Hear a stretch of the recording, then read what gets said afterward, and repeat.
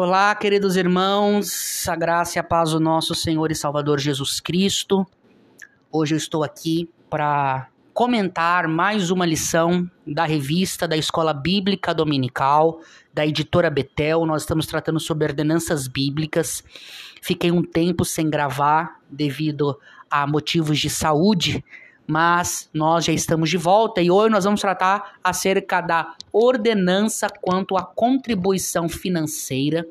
Eu quero pedir que você abra sua Bíblia, abra sua revista, para que nós venhamos estudar a palavra de Deus neste momento, tá? Então, lição de número 4, ordenança quanto à contribuição financeira. Nosso texto áureo encontra-se ali em 2 Coríntios, capítulo 9, versículo 7, que diz: cada um contribua segundo propôs no seu coração, não com tristeza ou por necessidade, porque Deus ama o que dá com alegria. 2 Coríntios 9, 7. Verdade aplicada, dizimar e ofertar são ações norteadas não pela ideia de trocar ou barganhar, mas por princípios de adoração, gratidão, mordomia e fidelidade ao Senhor. Então hoje nós vamos buscar entender a respeito da origem do dízimo, o dízimo no Antigo Testamento, o dízimo no Novo Testamento. Hoje eu gostaria de sanar as dúvidas de vocês se os dízimos é ou não é para os nossos dias, se o dízimo ficou ou não ficou recluso ali no Antigo Testamento, na lei de Moisés. E hoje nós vamos entender o que é ofertar, como ofertar, e espero que esta aula seja de bênção para a sua vida, ok? Então hoje, no nosso tópico de número 1, nós vamos observar a origem do dízimo, a respeito da origem do dízimo. Bom, o primeiro ponto que nós precisamos destacar é que o dízimo, ele não é uma criação do Novo Testamento. O dízimo, ele já existe antes mesmo da lei de Moisés, tá? Nós temos aí alguns irmãos que são extremamente contra o dízimo, porque eles usam do argumento de que o dízimo é relacionado à lei de Moisés, que foi instituído pela lei de Moisés. E não é verdade, tá? O dízimo ele foi instituído 400 anos antes da lei de Moisés ser instituída. A primeira pessoa a dar o dízimo é Abraão. Lá em Gênesis, no capítulo 14, quando Abraão ele vence os sodomitas, quando ele vence a batalha contra Sodoma, Abraão vai receber ali bens materiais e ele vai decidir dar 10% deste bem a qual ele adquiriu nesta batalha para um homem chamado Melquisedeque. Lá em Gênesis, no capítulo 14, no versículo de número 21, que diz assim, só para os irmãos entenderem a origem do dízimo, que diz assim, 14:20, e bendito seja o Deus Altíssimo que entregou os teus inimigos nas suas mãos e deu-lhe o dízimo de tudo. Tá? Então o primeiro ponto a se destacar é esse: Abraão sentiu no seu coração em dar 10% da sua conquista para o sacerdote do Deus Altíssimo da época, que era Melquisedeque. Tá? E 2 pontos que nós precisamos entender aqui é que Deus não ordenou com que Abraão desse o dízimo, mas Abraão, por meio de voluntariedade, envolvido por um espírito de gratidão pela vitória que ele havia alcançado contra a cidade de Sodoma, ele sente no seu coração em dar o dízimo para Melquisedeque, que era o sacerdote da época. Então a motivação de Abraão ao dar o dízimo não foi uma espécie de barganha, mas a intenção do coração de Abraão era gratidão pela vitória que ele havia alcançado contra Sodoma, ok? Então, o espírito que move Abraão a dizimar é um espírito de gratidão por vitórias alcançadas.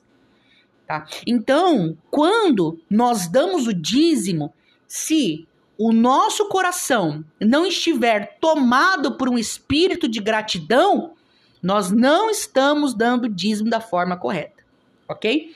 Mas só um adendo para os irmãos entenderem. Então Abraão, ele dá o dízimo a Melquisedeque, e Melquisedeque era o sumo sacerdote da época, ok? Ele era o sacerdote do Deus Altíssimo, e ele era uma representatividade do próprio Cristo, como diz em Hebreus capítulo 7, a partir do versículo 1, do versículo 1 ao versículo 10.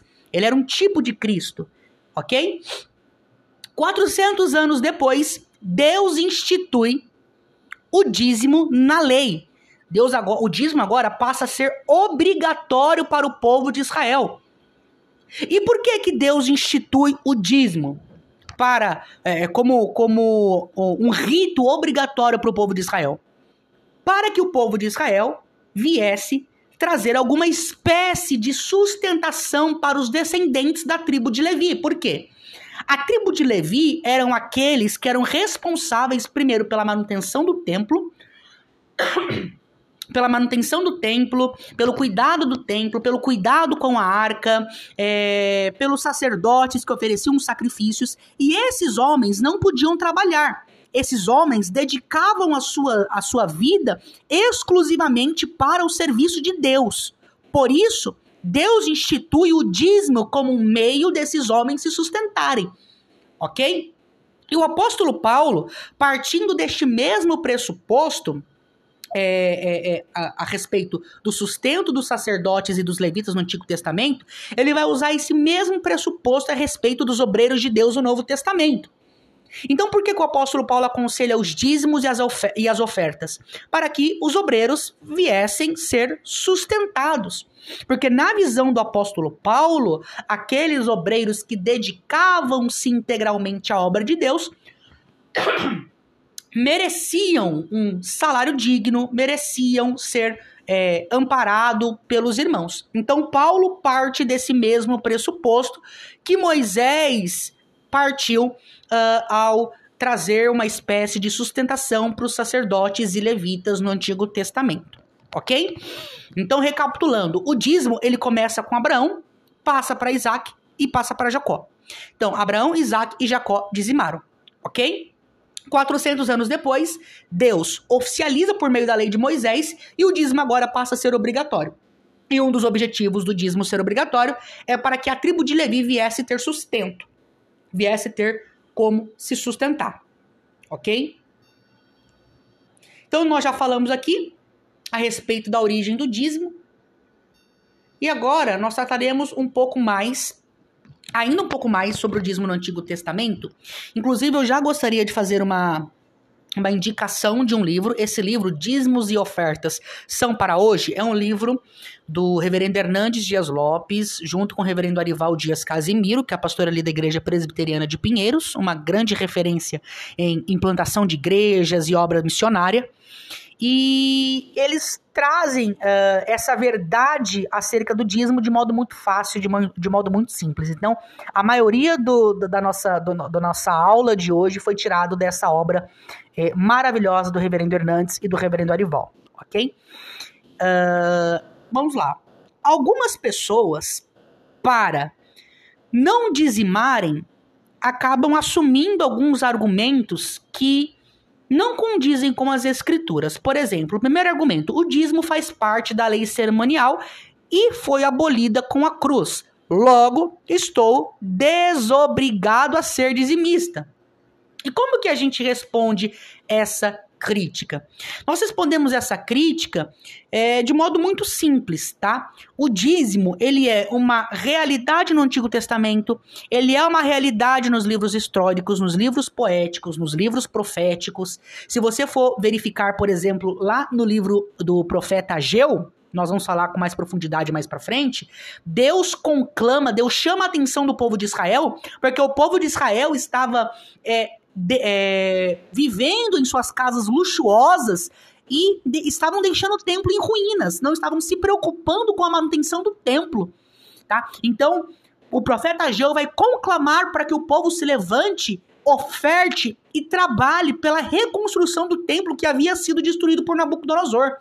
Então você enxerga a verdade do dízimo no Antigo Testamento, dentro dos livros da lei, você enxerga nos livros históricos, você enxerga nos livros poéticos, você enxerga nos livros poéticos, principalmente em Provérbios, no capítulo 3, que é um texto extraordinário que deixa muito claro a necessidade dos dízimos e das ofertas.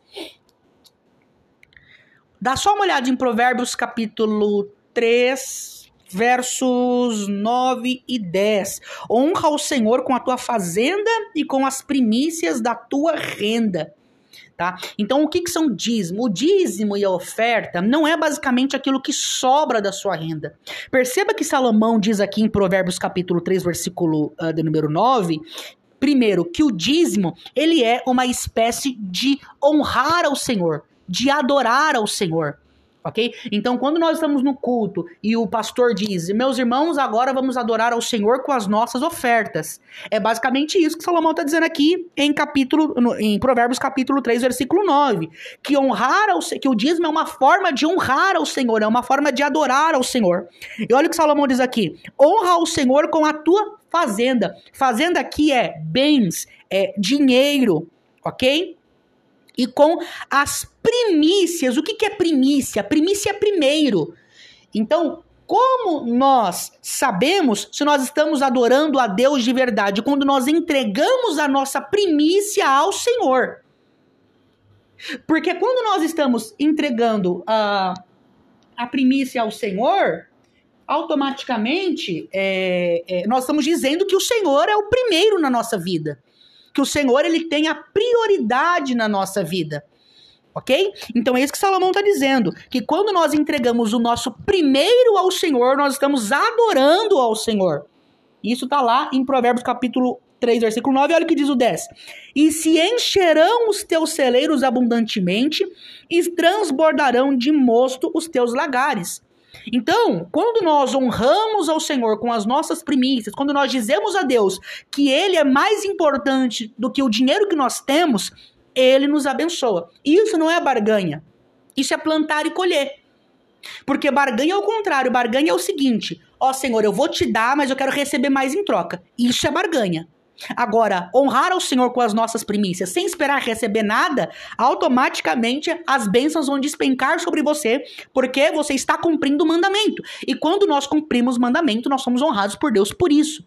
Ok? Isso não é teologia coach, isso não é teologia da prosperidade, isso é Bíblia, isso é Evangelho. Quando nós honramos a Deus em primeiro lugar, sem esperar barganha, sem esperar troca, sem esperar receber 10, 100, 1000 vezes mais, automaticamente as bênçãos do Senhor vão recair sobre nós. Isso não sou eu que digo, mas é a palavra do Senhor, ok? Então os dízimos, eles estão presentes no Antigo Testamento, eles estão presentes nos livros poéticos, nos livros proféticos, nos livros históricos e principalmente no Novo Testamento. Ok? Então as pessoas que se acham desobrigadas a serem dizimistas porque acreditam que o dízimo fez parte exclusivamente da lei cerimonial do Antigo Testamento, está em desacordo com as Escrituras, porque as Escrituras deixam claro em Mateus capítulo 23, versículo 23, em Hebreus capítulo 7, versículo 1 ao versículo 19, 1 Coríntios capítulo 9, versículo 13 e 14, ok? Então, a verdade do dízimo, ela é composta em todas as escrituras. E eu até entendo esses irmãos menos informados, porque de fato existem alguns pontos do Antigo Testamento que não são para nós, que são ali para o povo, restrito ao povo de Israel. Isso acontece, por exemplo. Vamos dar um exemplo aqui do sacrifício de animais, ok?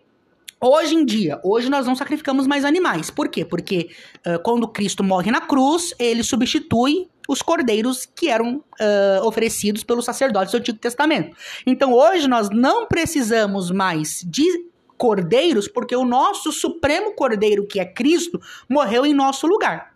Ok?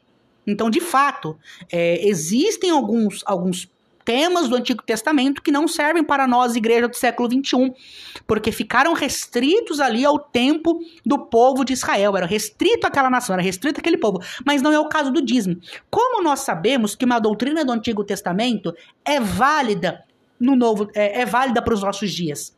Quando o Novo Testamento confirma essa doutrina do Antigo Testamento. Então, em Gênesis capítulo 14, Deus institui o dízimo por meio de Abraão. Em Números, capítulo de número 18, Deus institui o dízimo por meio da lei de Moisés. E em Mateus, capítulo 23, versículo 23, Jesus ressalta sobre o dízimo. O escritor da carta aos Hebreus, no capítulo 7, versículo 1, também cita sobre os dízimos. Paulo, em 1 Coríntios, capítulo 16, também cita sobre as ofertas. Então, aqueles pontos que eram citados no Antigo Testamento foram ressaltados no Novo Testamento. Então, nós podemos ter a consciência de que isso serve para nós, tá? Lembra que nós falamos e que nós abordamos ali no início da nossa aula, que o apóstolo Paulo, ele usa do mesmo pressuposto que Moisés usou no quesito dízimo, tá? No Antigo Testamento, Deus institui o dízimo por meio da lei de... Deus oficializa o dízimo como obrigatório por meio da lei de Moisés, com o objetivo de sustentar a tribo. Um dos objetivos era sustentar a tribo de Levi e cuidar dos órfãos e das viúvas. No Novo Testamento, o apóstolo Paulo, quando ele trata de dízimos e ofertas, ele também usa nesse mesmo pressuposto. Cuidar dos obreiros de Deus, cuidar das viúvas, cuidar da implantação de igreja, da obra missionária. Ok? Então é o mesmo pressuposto que Moisés usa no Antigo Testamento a respeito do dízimo, é o mesmo pressuposto que o apóstolo Paulo usa no Novo Testamento. Então o dízimo, ele era para o Antigo Testamento e é para nós também nos dias de hoje. Ok? Isso está claro para vocês? Então, só para os irmãos entenderem, olha o que diz em Hebreus, aproveitando que nós citamos o texto de Hebreus, no capítulo 7, ali você vai ver o escritor tratando justamente do fator Melquisedeque, tá? Porque este Melquisedeque, que era rei de Salém, sacerdote do Deus Altíssimo, e que saiu ao encontro de Abraão quando regressava da matança dos reis e o abençoou, a quem também Abraão deu o dízimo de tudo. Isso aqui é interessante. E principalmente é por interpretação rei de justiça e depois também rei de Salém, que é rei de paz. Então, o mesmo teor usado lá em Gênesis 14 é usado aqui em Hebreus capítulo 7, tá? Então, por exemplo, quando há algumas repetições de alguns temas na Bíblia, denota a importância que a Escritura quer dar a um determinado assunto. Então você está vendo que muitos anos depois, milênios depois, não posso dizer com certeza, mas milênios depois, um autor do Novo Testamento voltou ao assunto de Abrão dizimando a Melquisedeque lá de Gênesis 14. Isso prova que o assunto do dízimo é um assunto em que Deus se interessa, é um assunto em que Deus quer que seja tratado no ambiente da igreja, sem medo, com honestidade intelectual e com verdade bíblica, ok? E é basicamente disso que nós vamos tratar hoje. Tá? Vamos lá. Recapitulando, a mensagem central da Bíblia é crer. É verdade que o dízimo era para sustento dos israelitas e levitas, conforme nós já falamos. Também é verdade que a ordem levítica cessou, como diz em Hebreus capítulo 7, versículo 11. O que isso significa? Que a ordem levítica cessou. Que o antigo pacto para nós não serve mais, isso é uma verdade. Ok? Nós estamos numa nova aliança, então a antiga aliança não serve mais para nós. Nós estamos na nova aliança, então o antigo pacto não serve para nós. Então, a verdade é que a ordem levítica cessou. De igual modo é que todos nós que cremos em Cristo fomos feitos sacerdócio real. Até aí, ok. De fato, nós somos feitos sacerdócio real após a morte de Cristo. Agora, Levi, como tribo, não poderia possuir nenhum território na distribuição das terras. O próprio Deus era a sua herança, Números capítulo 18, versículo 20. Uma vez que a tribo de Levi não podia acumular riquezas, deveria ser sustentada por ofertas e dízimos. Ok? Então aqui, o reverendo Hernandes, tratando desse tema, diz que a tribo de Levi não tinha direito à terra na hora das distribuições. Com isso, o próprio Deus institucionalmente coloca o dízimo como um meio de sustentar esses homens.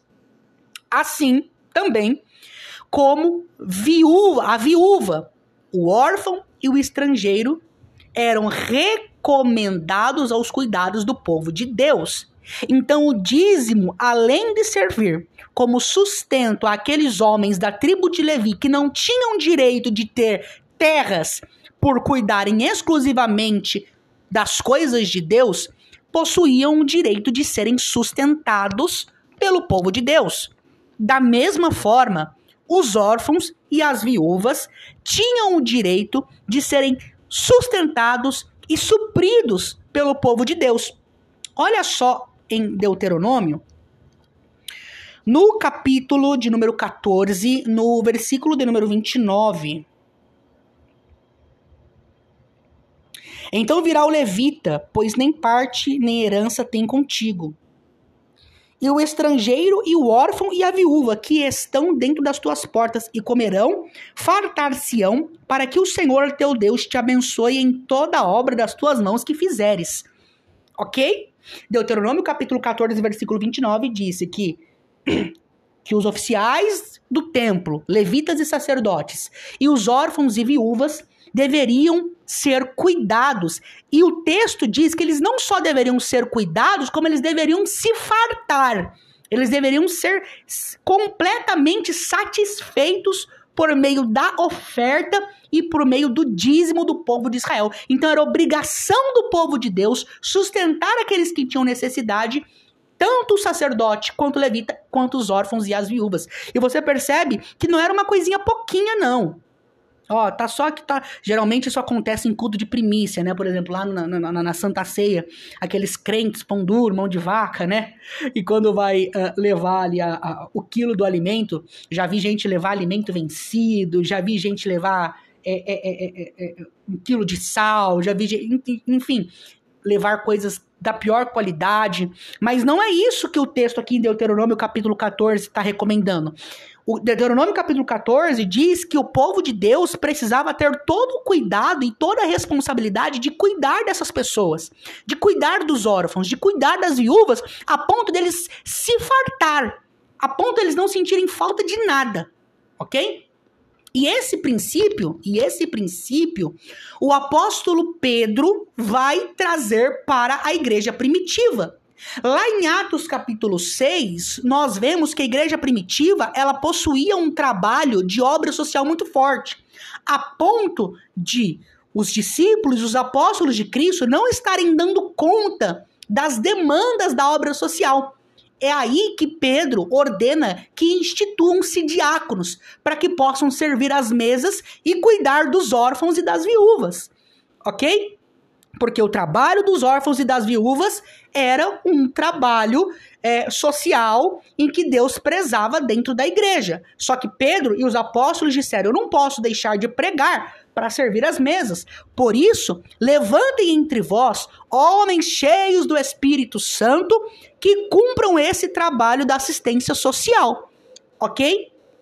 Outro ponto de extrema importância da igreja primitiva que carregava essa essência de Moisés, da lei de Moisés, é quando o texto diz em Atos capítulo 14, de que haviam muitos crentes ali e aqueles crentes de nada tinham falta. Por quê?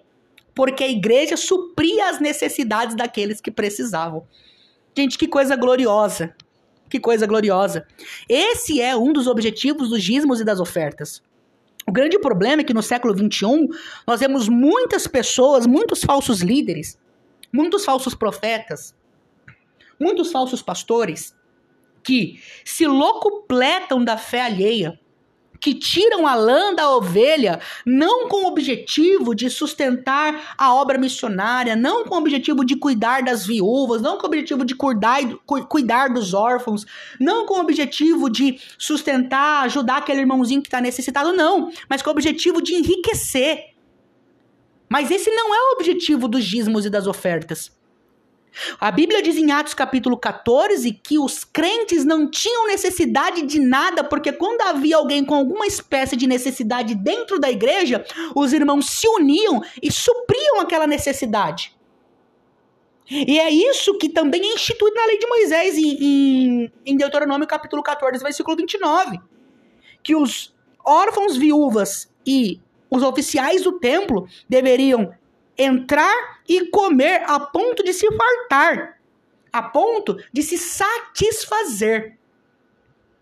Então, o dízimo e a oferta, ele tem 3 funcionalidades. Primeiro, sustentar os verdadeiros pastores, ok? Então, nós temos pastores reais, pastores sinceros, que dedicam a sua vida no ensino bíblico, visitando os crentes, cuidando da igreja, fazendo velório. Pastores verdadeiros, fiéis, bíblicos e que precisam sustentar a sua família. Então, a igreja de Cristo tem a obrigação de cuidar destes verdadeiros pastores. Os falsos pastores não merecem ser cuidados. Os falsos mestres não merecem R$1 da nossa conta bancária. Mas os verdadeiros pastores, aqueles que se dedicam à obra de Deus, aqueles que são fiéis às Escrituras, aqueles que não medem esforços para cumprir o chamado a qual Deus os chamou, esses merecem o sustento da igreja. Ok? Esses merecem serem sustentados pela igreja. Agora, esses pastores picaretas, ladrões, vagabundos, que se locupletam da fé da igreja, que tiram a lã da igreja, esses caras irão prestar contas com o Senhor. Mas aquele verdadeiro pastor que está ali na labuta diária da obra de Deus, este merece ser sustentado pela igreja. E a igreja tem obrigação de sustentar esses homens. Ok? É isso que Paulo diz, é isso que Moisés diz aqui em Deuteronômio capítulo 14.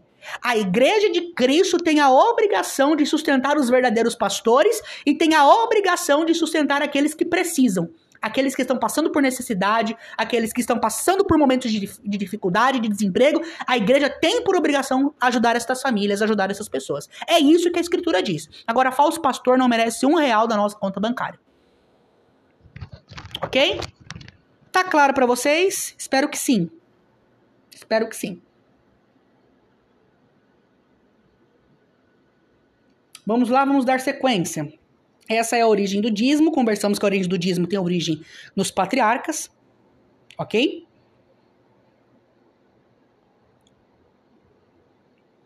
Segundo ponto, é de extrema importância, como diz lá no tópico 1.2, tá? O dízimo é a maior doutrina da prosperidade. Quem entrega os dízimos e as ofertas alçadas não precisa se preocupar, porque planta e colhe. Tá? Isso não é barganha com Deus, como eu já ensinei aqui. Barganha com Deus é: Senhor, eu vou te dar, mas eu espero receber o dobro. Isso é barganha. Agora não. O dízimo é a verdadeira doutrina da prosperidade, ou seja, eu abençoo com coração grato, com coração alegre, feliz, cheio de gratidão, e automaticamente as bênçãos do Senhor irão recair sobre as nossas vidas. Tá bom? Outro ponto de extrema importância, ainda tratando da origem dos dízimos, tá? Os dízimos são de Deus. O dízimo não é do pastor, o dízimo não é. No Antigo Testamento, os dízimos não eram do sacerdote. O dízimo não era dos levitas, não. O dízimo é de Deus. O dízimo foi dado por Deus aos sacerdotes, ok. Mas os dízimos são de Deus. Olha o que diz em Números, capítulo 18...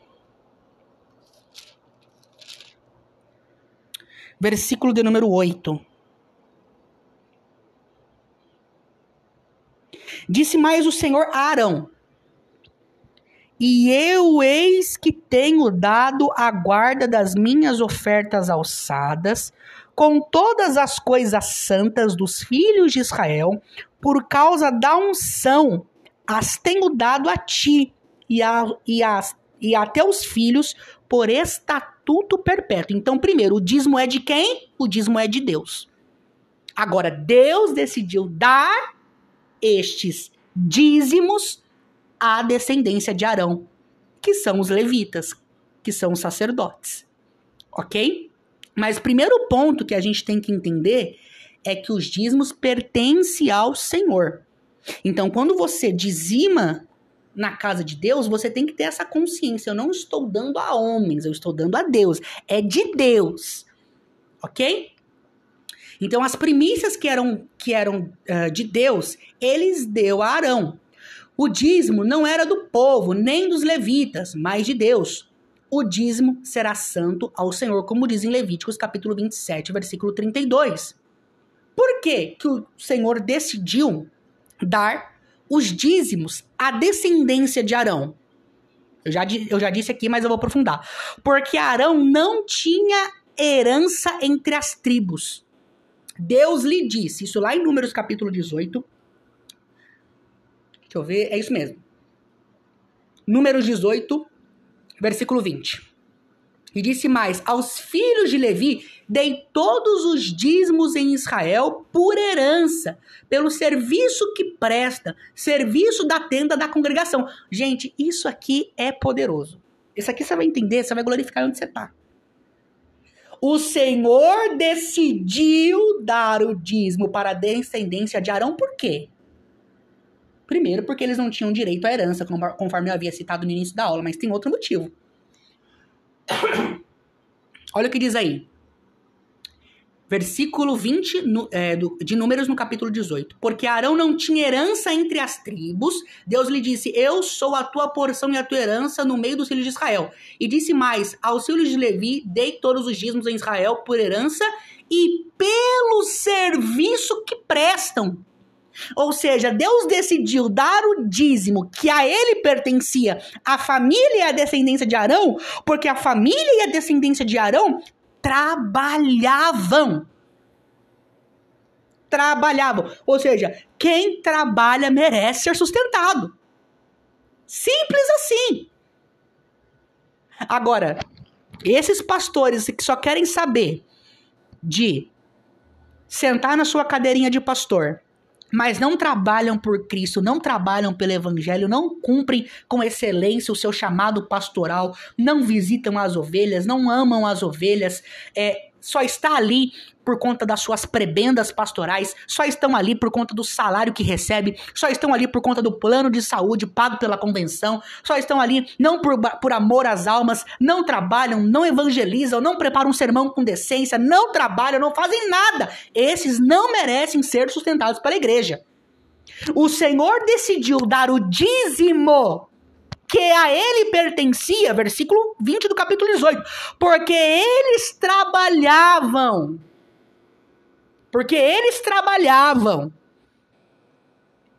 Porque prestavam serviços à tenda do Senhor, estavam ali todos os dias cuidando do que era de Deus. Por isso que o Senhor decidiu os abençoar com parte dos dízimos. Então, gente, pastor que não trabalha, pastor que não exerce o seu ministério com excelência, presbítero que não exerce o seu ministério com excelência.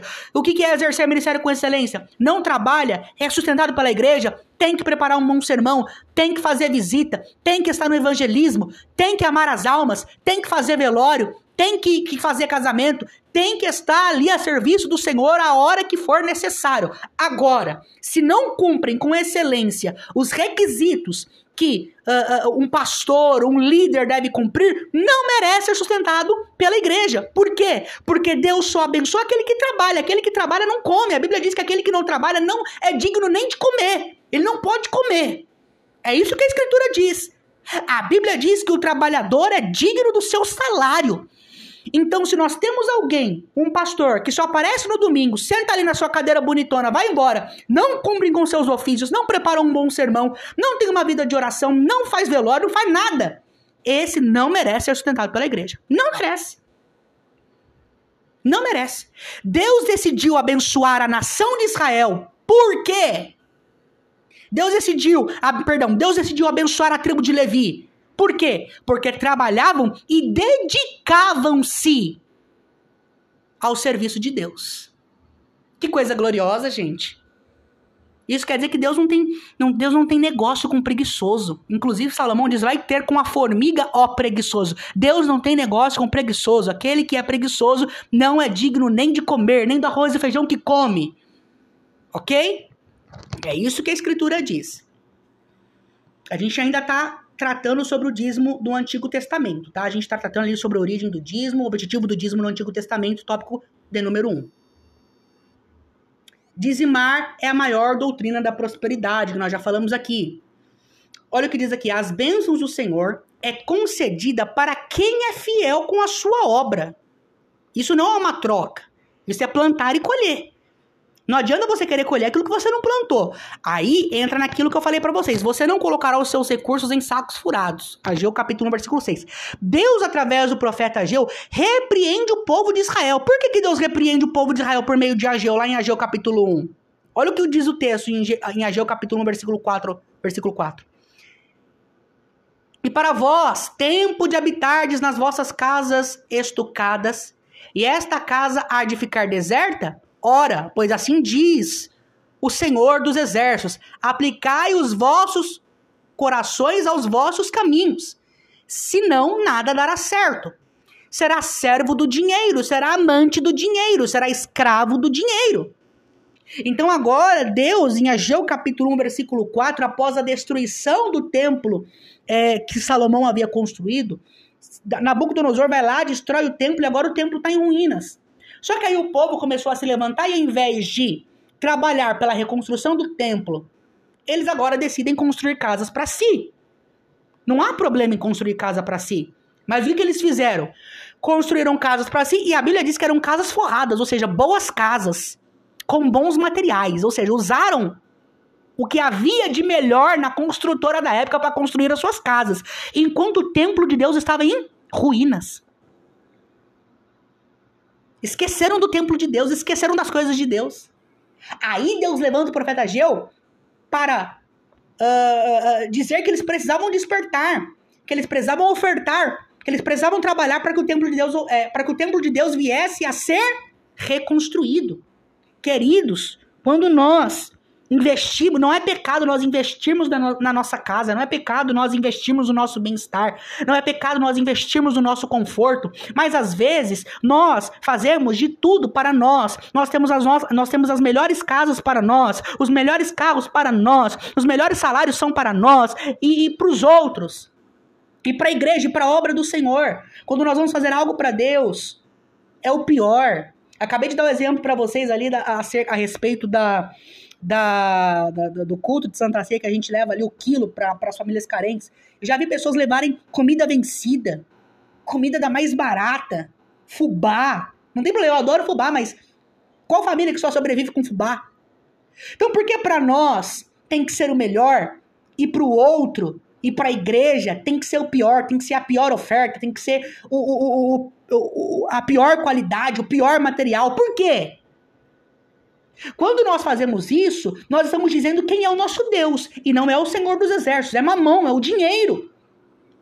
E as pessoas se tornam escravas do dinheiro. E quando as pessoas se tornam escravas do dinheiro, as prioridades não são mais as coisas de Deus, não são mais o templo do Senhor. Mas sim a sua vida, a sua casa, os seus bens, a sua família. Ok? Mas a palavra de Deus é clara, como nós já lemos ali em Provérbios capítulo 3, versículo 9. Aquele que entrega ao Senhor as suas primícias, colherão. Terão respostas, terão milagres, terão sustentos da parte do Senhor. Ok? Eu até coloquei ao lado de vocês, ao lado do texto aí, um homem, né? Acorrentado ao dinheiro, né? É uma charge. E de fato nós nos tornamos escravos do dinheiro quando nós colocamos o dinheiro no lugar em que é para Deus estar. Olha o que diz ali em Provérbios capítulo 12. Provérbios, gente, é uma caixa de sabedoria. Eu vou ler com vocês aqui.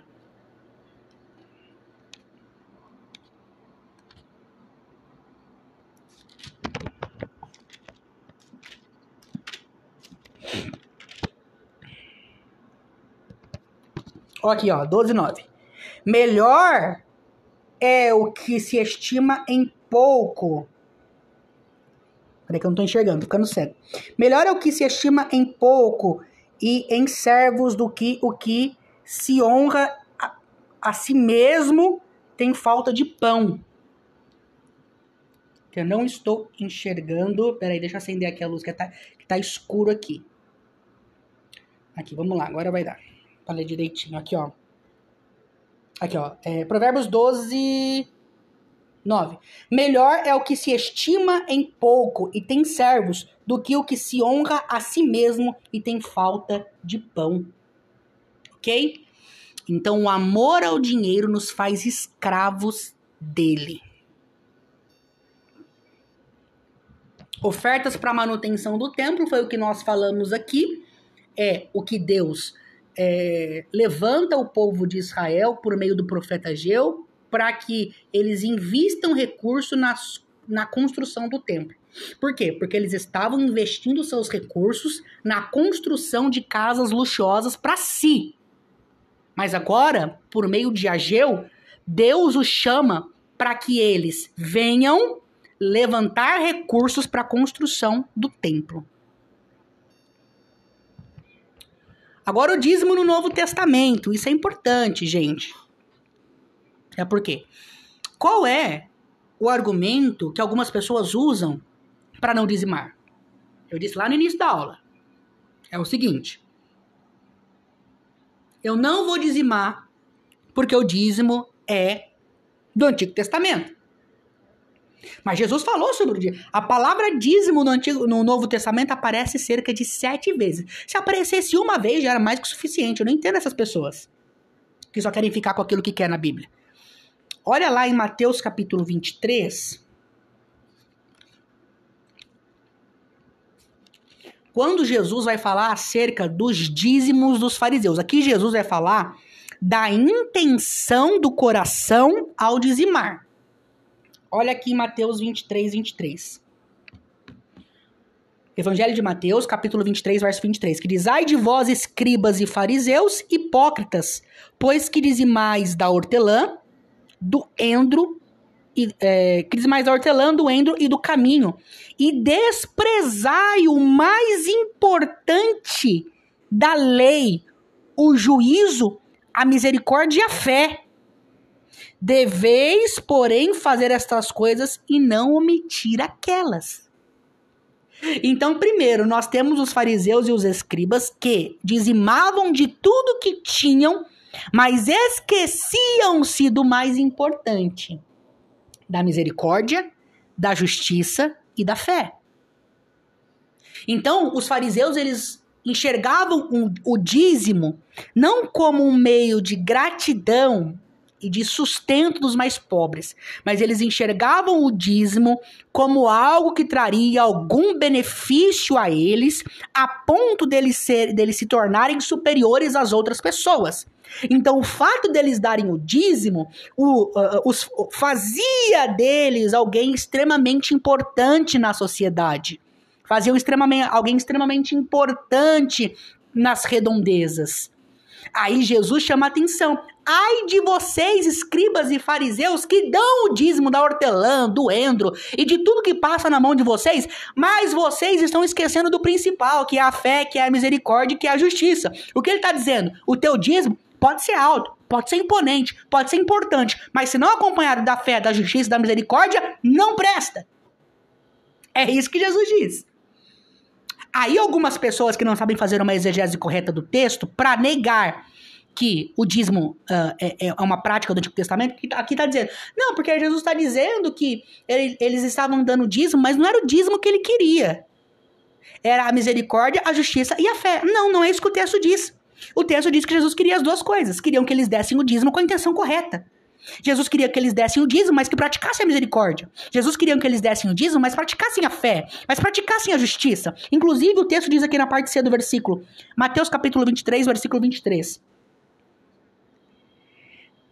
Deveis, porém, fazer estas coisas. Que coisas? Misericórdia, fé, justiça e dízimo. E não omitir aquelas. O que estava acontecendo? Os fariseus estavam dando dízimo, mas estavam omitindo a fé, a misericórdia e a justiça. Aí Jesus disse, eu não quero só que você dê o dízimo, eu quero que você dê o dízimo, pratique a fé, a misericórdia e a justiça. É isso que Jesus está dizendo aqui. Ok? Jesus está dizendo que o dízimo sem a transformação, sem o caráter, sem a justiça, sem a misericórdia, sem a fé, não presta. Não serve de nada. Então, gente, deixa eu dizer algo pra você. O dízimo, ele não tem absolutamente nada a ver com o processo de redenção e de salvação. Eu conheço ímpios que dão dízimo. Já vi ímpios que dão dízimo. Ímpios, pessoas que não professaram sua fé em Cristo, que não professaram sua crença em Cristo, mas dão dízimo. Porque pensam que o dízimo é uma espécie de amuleto que vai abrir uma porta no céu e que ele vai ser levado por Cristo no dia do arrebatamento sem professar a fé em Cristo, sem crer em Jesus. Aí que eu sempre bato na tecla quando eu vou dar aula de escola dominical, que o dízimo, ele não tem absolutamente nada a ver com salvação.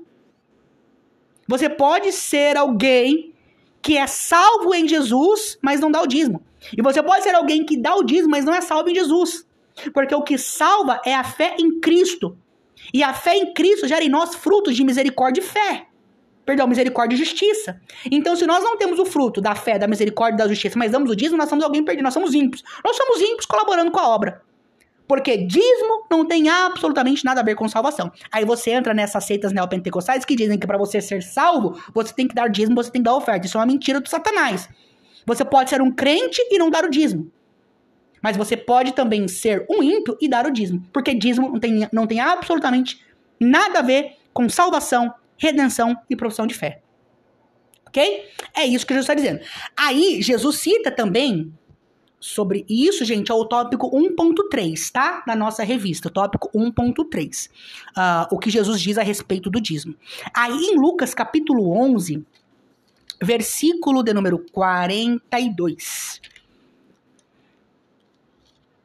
Eu acho que essa aula já tá prolongando demais, mas, gente, é um assunto que me empolga, tá? Aqui, ó, Lucas capítulo 11, versículo 40. Infelizmente, eu não vou conseguir ler todos os textos, tá? Mas se vocês quiserem os slides e os materiais que eu usei para formular essa aula, eu vou deixar o meu e-mail ali na descrição do vídeo. Você pode entrar em contato comigo, eu encaminho o slide e a lista bibliográfica que eu usei para preparar essa aula. Então, livros do Hernandes Dias Lopes, pastor Ezequias Soares, livros maravilhosos que eu posso indicar a vocês, tá bom? Lucas 11, 42. Mas ai de vós, fariseus, que dizeis, da hortelã, da arruda e de toda hortaliça, e desprezai o juízo, o amor de Deus. Importava fazer essas coisas e não deixar as outras. É Lucas parafraseando aquilo que Jesus diz e aquilo que Mateus disse em Mateus capítulo 23, versículo 23. Jesus quer que nós dizimamos, mas Jesus também quer que tenhamos uma vida santa. Tá? E isso, gente, me chama a atenção porque hoje em dia, igrejas corrompidas, dependendo do tamanho do dízimo que você dá, você pode ser o maior pecador. Você não entra na disciplina. Se você for filho do empresário, não, a gente passa um pano aqui, a gente passa um pano acolá, porque o dízimo é muito alto, né? Se você for um juiz e tá vivendo ali uma vida de adultério, a gente não vai, vamos passar um pano pra ele, porque o dízimo é alto, né?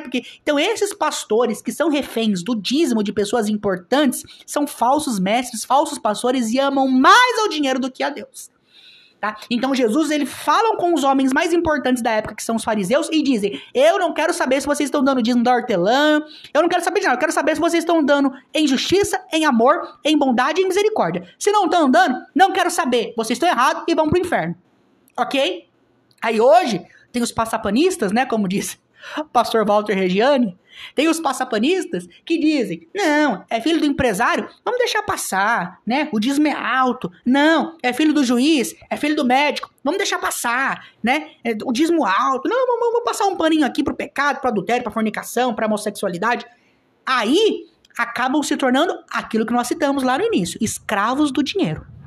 Essas pessoas irão arcar com as consequências por serem passapanistas e por serem pessoas que amam mais o dinheiro do que a Deus. Não importa se é filho do empresário, não importa a quantidade do dízimo, não importa se está fora da palavra, precisa ser repreendido diante da igreja. Ok? 1.3, a confirmação do dízimo e das ofertas por Jesus. Foi o que nós acabamos de citar, Mateus 23, 23, o tópico 1.3. Peço desculpas pelo barulho, tá? Estou em casa e minha esposa está lavando roupa. Mas vamos lá. Deus tem compromisso com quem tem compromisso com Ele. Deus se compromete, está lá no tópico 2.2, tá? Deus se compromete com quem se compromete com Ele. Pode fazer prova e Pode fazer prova. Não é fazer chantagem, nem colocar Deus na parede. Não é negociação. Olha lá, 2 Coríntios, capítulo 9, verso 8. Vou ler esse texto aqui com vocês. Fazer prova de Deus não é colocá-lo na parede. Isso é importante. 2 Coríntios 9, verso 8. E Deus é poderoso para fazer abundar em vós toda graça, a fim de que, tendo sempre em tudo toda a suficiência, abundeis em toda a boa obra. Aqui o texto está dizendo que aqueles que são comprometidos com o Senhor vai sustentá-lo, vai cuidar dele durante toda a sua vida. O crente precisa entender que mesmo entregando dízimo e dando ofertas na casa de Deus, vem momentos de sequidão. Isso, o escritor da revista foi extremamente sábio ao escrever isso. Porque o que dizem os neopentecostais e os adeptos da confissão positiva, que nós já falaremos daqui a pouquinho, a respeito da teologia da prosperidade? Não, aquele que é de Deus não passa por problemas, não passa por crises financeiras, não passam por dificuldades, não passam por nada. É isso que esses homens adeptos da teologia da prosperidade dizem. Você não pode sofrer, você não pode passar por desemprego, você não pode ficar sem dinheiro, porque você é do Senhor Jesus. Mas é importante nós termos isso claro, que nós podemos ser dizimistas, nós podemos ser ofertantes, nós podemos ser alguém que ama a Deus acima de tudo e todos, e passar por períodos de sequidão, e passar por problemas de desemprego, mas em todos esses momentos, o Senhor irá nos sustentar, irá nos guardar. Por quê? Porque o Senhor não se esquece das promessas que Ele fez a você e da sua fidelidade nos dízimos e nas ofertas. Então, aquele que é dizimista e ofertante, eu não garanto que você não vai passar por perseguição, por problema, por sequidão financeira. Mas eu garanto que nesse problema, o Senhor vai estar com você, cuidando de você, sustentando a tua casa. Tá bom? A graça de contribuir. Coisa gloriosa. Texto do livro O que a Bíblia fala sobre dinheiro, do reverendo Augustus Nicodemos. É um livraço, gente. É um livraço. Olha o que diz aqui. Em sua segunda carta aos Coríntios, Paulo instrui a igreja a respeito de uma oferta que estava sendo levantada para ajudar os crentes pobres da Judéia. Uma grande fome assolou a região durante o reinado do imperador Cláudio, trazendo grande sofrimento aos habitantes, o que incluía os judeus cristãos que ali residiam. A igreja de Antioquia, por meio de Paulo e Barnabé, assim como outras igrejas gentílicas e da região da Macedônia, enviaram ofertas a Jerusalém a fim de ajudar a suprir a necessidade daqueles cristãos. Então, o dinheiro tem este objetivo, a oferta tem este objetivo de ajudar os irmãos necessitados. A segunda carta de Paulo aos Coríntios, Paulo pede o dinheiro aos irmãos da Macedônia e aos irmãos de Antioquia para que viesse mandar para os crentes de outra região que estavam sendo afetados por uma crise que estava afetando o governador do imperador Cláudio. E ali Paulo conclama as igrejas das demais regiões para levantarem uma oferta para sustentar esses crentes durante esse período de crise. Então esse é o objetivo da oferta, sustentar pessoas que estão vivendo em períodos de dificuldade e não estão conseguindo se sustentar. Tá bom? Vamos lá. Aí nós entramos num tema extremamente importante. Nós falamos aqui acerca de algumas pessoas, da teologia da prosperidade. E, gente, é extremamente relevante e importante que nós olhemos com atenção essa questão. Vamos lá. Quando eu disse a vocês que o fato de dizimarmos e o fato de ofertarmos não impede com que nós passemos por sequidão financeira, é uma verdade bíblica. Ok? Nós observamos o apóstolo Paulo, quando ele escreve a sua carta aos Filipenses capítulo 4, que ele aprendeu a viver com muito, mas ele também aprendeu a viver com pouco. Então nós estamos falando de Paulo, que era o maior exemplo de cristianismo, passando por períodos de sequidão. Ok? Passando por períodos de sequidão. Então, o fato de nós sermos de Cristo, dizimistas e ofertantes, não nos faz isento de sequidão. E da onde surgiu essa ideia de que o crente não pode sofrer, de que o crente não pode passar por problemas financeiros? Surgiu com a famigerada teologia da prosperidade.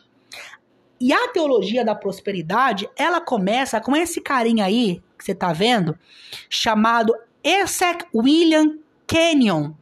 Ele era um homem que pertencia a uma seita dos Estados Unidos, uma seita chamada Ciência Cristã, e essa seita trabalhava muito com hipnose, com pensamento positivo, coisas nesse sentido. Então o que ele fez? Ele se converteu, entre aspas, né? E começou a pregar salvação e cura em Jesus Cristo, dando ênfase em textos bíblicos que tratam sobre prosperidade e saúde, e ele aplicava a técnica do poder do pensamento positivo. Ou seja, ele separava alguns textos da Bíblia que tratavam de saúde e de prosperidade, aplicava o método do pensamento positivo. Ou seja, eu determino, eu declaro de que eu vou ser próspero financeiramente e que eu vou ter saúde porque eu sou de Deus. Era isso que ele fazia.